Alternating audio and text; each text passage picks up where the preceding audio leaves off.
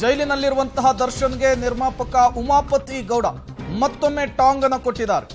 ದರ್ಶನ್ ಮಾಡಿದ್ದು ಖಂಡಿತ ತಪ್ಪು ಅನ್ನುವಂತಹ ಹೇಳಿಕೆಯನ್ನ ಉಮಾಪತಿ ಗೌಡ ಅವರು ಕೊಟ್ಟಿರುವಂತಹದ್ದು. ಚಾಮುಂಡೇಶ್ವರಿ ತಪ್ಪು ಮಾಡಿದವರಿಗೆ ಶಿಕ್ಷೆಯನ್ನ ಕೊಡ್ಲಿ ಅಂತ ಹೇಳಿ ಮಾರ್ಮಿಕ ಹೇಳಿಕೆಯನ್ನು ಕೊಟ್ಟಿದ್ದಾರೆ.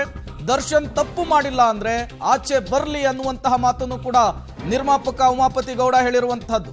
ದರ್ಶನ್ ನನಗೆ ವೈರಿ ಅಂತಲ್ಲ, ವೈಯಕ್ತಿಕ ದ್ವೇಷವೂ ಇಲ್ಲ. ಬೆಂಗಳೂರಿನಲ್ಲಿ ನಿರ್ಮಾಪಕ ಉಮಾಪತಿ ಗೌಡ ಈ ಬೆಳವಣಿಗೆಗಳ ವಿಚಾರಕ್ಕೆ ಸಂಬಂಧಪಟ್ಟಂತೆ ಮತ್ತೊಮ್ಮೆ ಮಾತನಾಡಿದ್ದು ಹೀಗೆ. ನೋಡಿ, ಒಬ್ಬ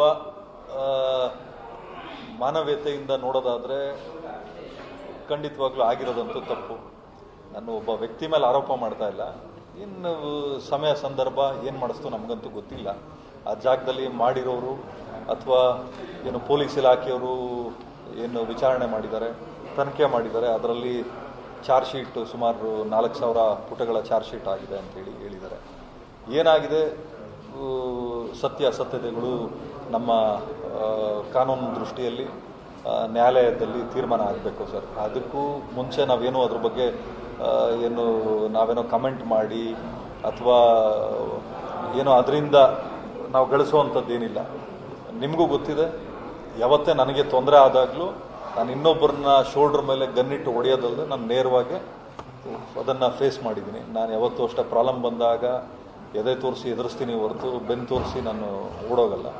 ಈ ರೀತಿ ಸಮಸ್ಯೆಗಳು ಬಂದಿದೆ. ನಮ್ಮಲ್ಲಿ ಯಾವತ್ತೂ ಒಂದು ಅರ್ಥ ಮಾಡ್ಕೋಬೇಕಾಗ್ತದೆ, ಯಾವುದೇ ಒಬ್ಬ ವ್ಯಕ್ತಿ ಇರ್ಬೋದು, ಏನು ಆರ್ಟಿಸ್ಟ್ ಇರ್ಬೋದು ಅಥವಾ ಏನು ರಾಜಕಾರಣಿಗಳಿರ್ಬೋದು ಅಥವಾ ಉನ್ನತ ಸ್ಥಾನದಲ್ಲಿ ಕುಡ್ದಿರ್ತಕ್ಕಂಥವ್ರು, ಅವ್ರದ್ದೇ ಆದಂಥ ಒಂದು ನೋವುಗಳಿರ್ತವೆ. ಬಟ್ ನೋವನ್ನ ವ್ಯಕ್ತಪಡಿಸ್ಕೊಳ್ಳೋಕ್ಕೆ ಅಥವಾ ಅದನ್ನು ಪ್ರತೀಕಾರವಾಗಿ ತೀರಿಸ್ಕೊಳ್ಳೋಕ್ಕೆ ರೀತಿ ನೀತಿ ಬೇರೋದಿರ್ತದೆ. ಇವಾಗ ನೀವು ನೋಡಿದ್ರಿ ನನ್ನ ಬಗ್ಗೆ.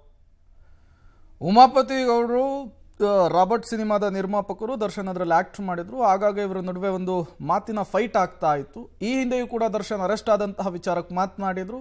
ಈಗ ದೋಷಾರೋಪ ಪಟ್ಟಿ ಸಲ್ಲಿಕೆಯಾಗಿದೆ. ಅದೇ ವಿಚಾರಕ್ಕೆ ಸಂಬಂಧಪಟ್ಟಂತೆ ಉಮಾಪತಿ ಗೌಡರು ಮಾತನಾಡಿರುವಂತಹದ್ದು, ತಪ್ಪು ಮಾಡಿಲ್ಲ ಅಂದ್ರೆ ಜೈಲಿನಿಂದ ಹೊರ ಬರ್ತಾರೆ, ನಮ್ಮಿಬ್ಬರ ನಡುವೆ ಯಾವುದೇ ರೀತಿಯ ವೈಯಕ್ತಿಕ ದ್ವೇಷ ಇಲ್ಲ ಅನ್ನುವಂತಹ ಹೇಳಿಕೆಯನ್ನ ಉಮಾಪತಿ ಗೌಡ ಅವರು ಕೊಟ್ಟಿರುವಂತಹದ್ದು.